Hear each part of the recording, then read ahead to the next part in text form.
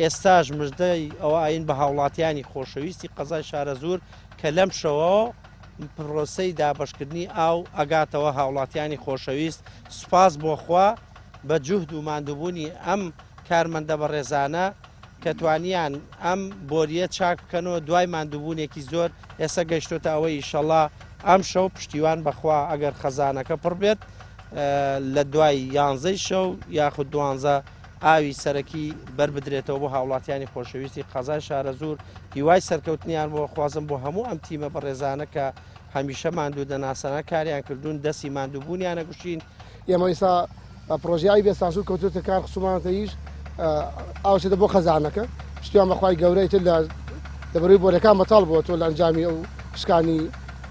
لافاوانە لە داهاتوای شەڵا بۆ 11 شەوگەر تومەحمانە بوو توانیمان خەزانەکەمان پڕ کرد ئاو دابەشەکەین لەبەرەوەی دەست بە جێمە تاوەکو ئاسایی بوونەوەی ئاو لە سەر جەمگەڕەکانی خەزای شارەزورە بێجی ئاوازی